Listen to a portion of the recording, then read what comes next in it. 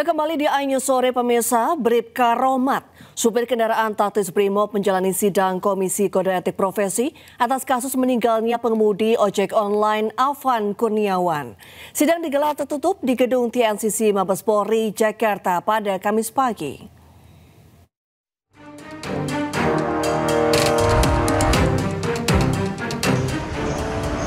Divisi Profesi dan Pengamanan atau Divpropam Polri menggelar sidang etik dan profesi terhadap Bribka Rohmat atas kasus meninggalnya pengemudi ojek online Afan Kurniawan di kawasan Pejompongan, Jakarta, Kamis 25 Agustus 2025. Bribka Rohmat merupakan sopir yang mengendarai rantis Brimob saat aksi unjuk rasa.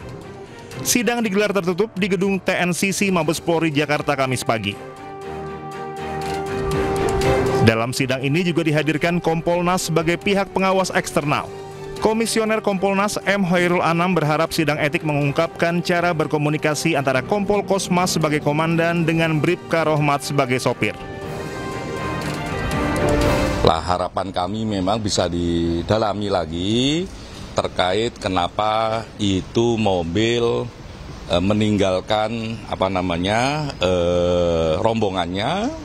Terus sampai pada titik peristiwanya, kenapa tetap melaju dan kenapa terus sampai ke markas. Lah itu semoga ini bisa terurai, karena kemarin sudah terurai sebenarnya. Tapi kan komandan sama sopir ini gimana, terkait juga soal komunikasi dan sebagainya. Sehingga ini tidak hanya bisa menghadirkan keadilan bagi keluarga korban, tapi juga bisa menghadirkan informasi seterang-terangnya.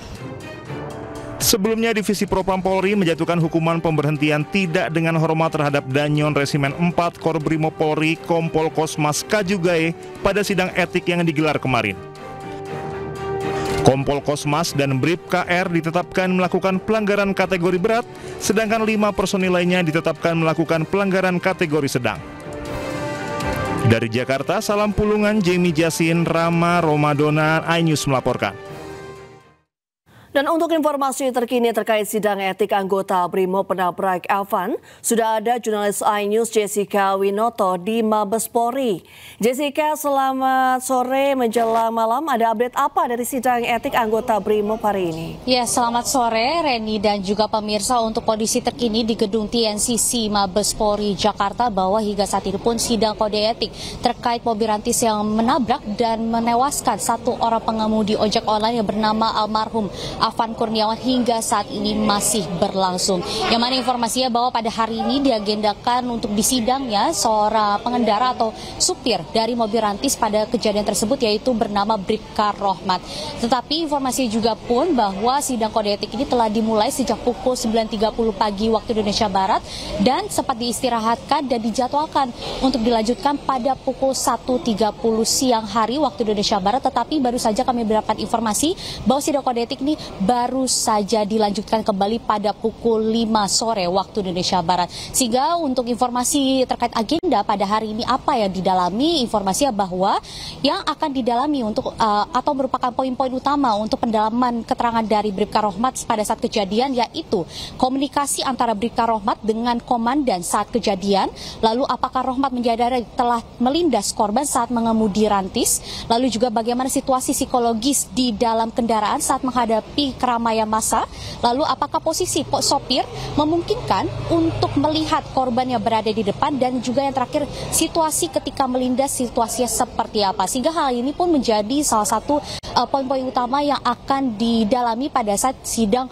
kode etik pada hari ini. Lalu juga Reni dan juga pemirsa, dapat kami sampaikan untuk sidang ini pun dipimpin oleh Ketua Komisi, yaitu Kabag Binetika Roat Prof Divpropam Kombes Heri Setiawan. Lalu untuk anggota 1 yaitu Auditor Kepolisian Madya Tingkat 3 Itwi 5 Itwasum Polri Kombes Yudi Wiono, dan anggota kedua yaitu Kasubdit Provos Divpropam Polri AKBP Kristianto Nato. Lalu sebelumnya Reni dan juga pemirsa, seperti kita ketahui bahwa kemarin bahwa sidang kode etik ini telah dilakukan sejak kemarin, yaitu menyidang yaitu komisaris polisi atau Kompol Kosmas Kagae, dan juga hasil dari sidang kemarin pun bahwa Kompol Kosmas dicabut atau pemberhentian tidak dengan hormat. Hal ini memang disebabkan karena Kosmas dinilai telah bertindak tidak profesional dalam penanganan aksi unjuk rasa pada hari Kamis lalu, tepatnya pada 28 Agustus 2025 yang mengakibatkan adanya korban jiwa, yaitu seorang pengemudi ojol yaitu bernama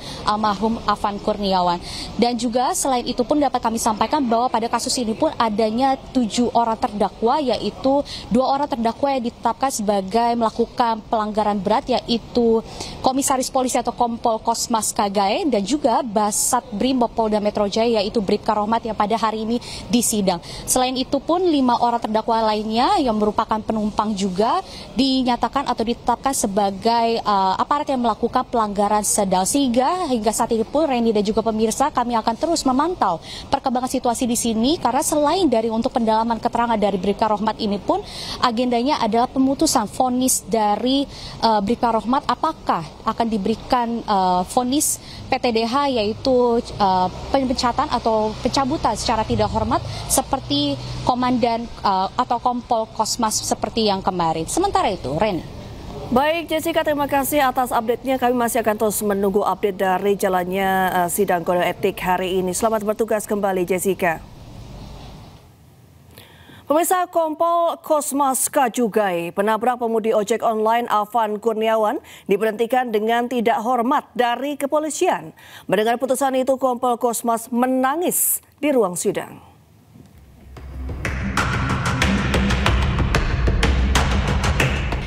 Kompol Kosmas merupakan terduga dengan kategori pelanggaran berat.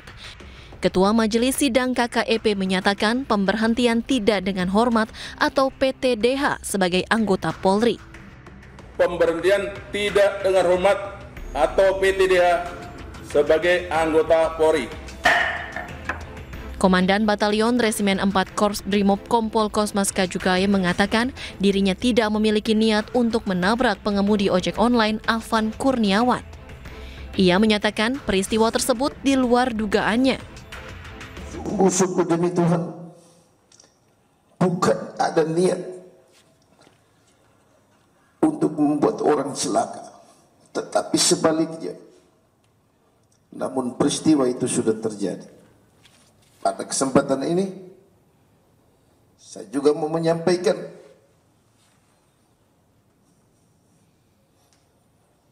duka cita yang mendalam kepada korban Afan Kurniawan serta keluarga besar. Sungguh-sungguh di luar dugaan.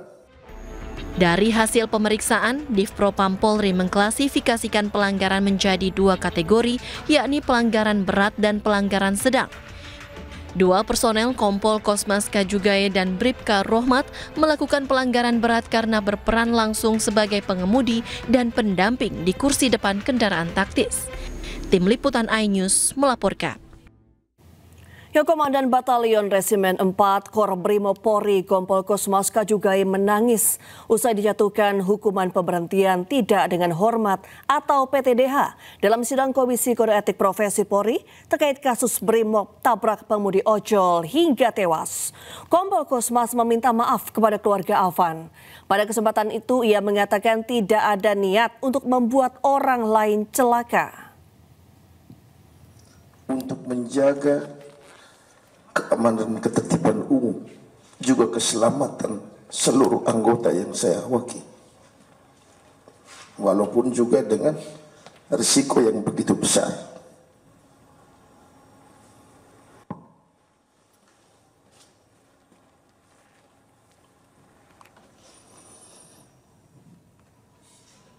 Dengan kejadian atau peristiwa, bukan menjadi niat, sungguh-sungguh demi Tuhan, bukan ada niat untuk membuat orang celaka, tetapi sebaliknya. Namun peristiwa itu sudah terjadi. Pada kesempatan ini, Saya juga mau menyampaikan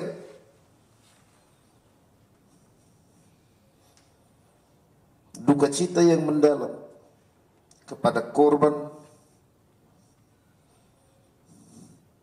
Afwan Kurniawan serta keluarga besar.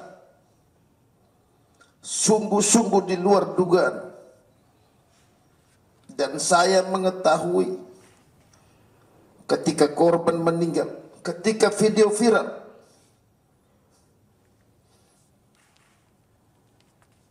dan kami tidak mengetahui sama sekali pada peristiwa dan waktu yang kejadian tersebut.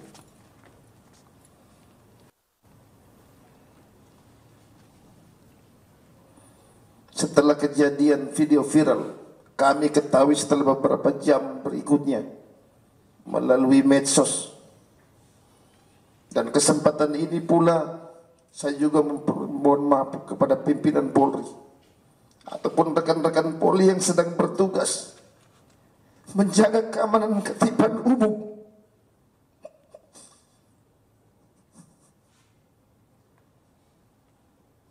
Kalau mungkin sudah membuat rekan-rekan atau pimpinan Polri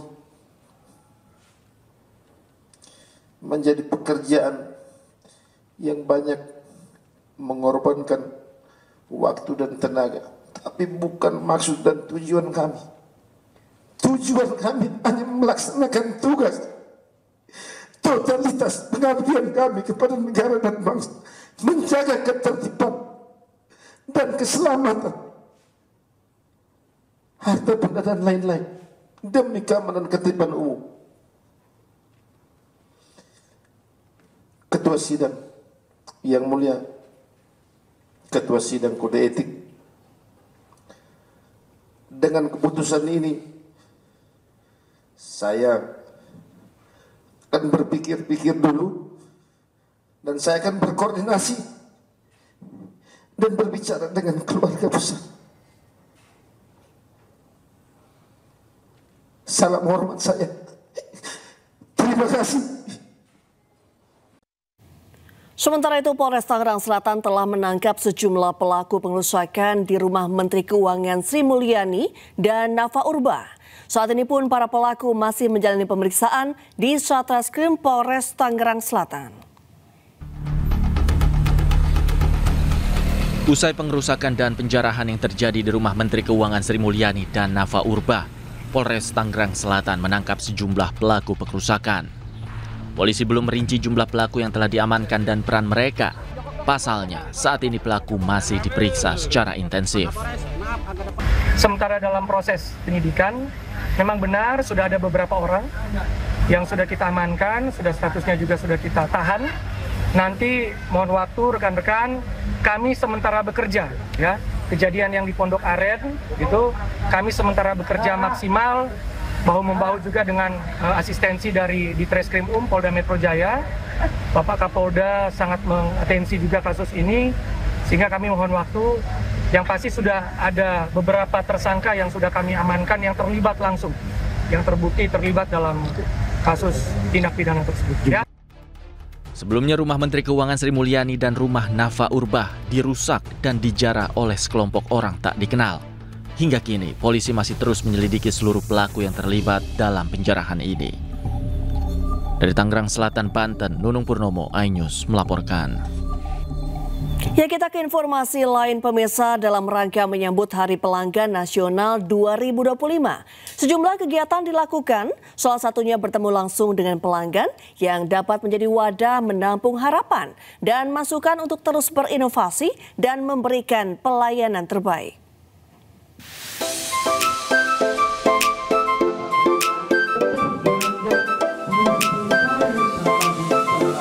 Sambut Hari Pelanggan Nasional 2025, Damri menggelar acara bertajuk Cerita Sobat Inspirasi Hebat.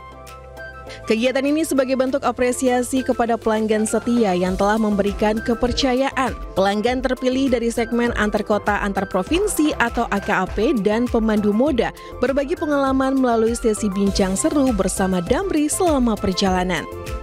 Damri juga memberikan penghargaan kepada pelanggan dengan frekuensi pembelian terbanyak melalui Damri Apps, serta pelanggan wanita dan pelanggan aktif yang memberikan review objektif melalui media sosial. Kami ingin mengapresiasi ke customer tentang loyalitasnya menggunakan Damri selama ini, dan yang terpenting lagi adalah kami ingin mendapatkan masukan langsung dari customer. Jadi kami menganggap customer adalah hal yang paling penting bagi kami. Tidak hanya sekedar pertemuan dengan pelanggan, tetapi juga sebagai wadah menampung harapan dan masukan sehingga Damri dapat terus berinovasi dan memberikan pelayanan terbaik.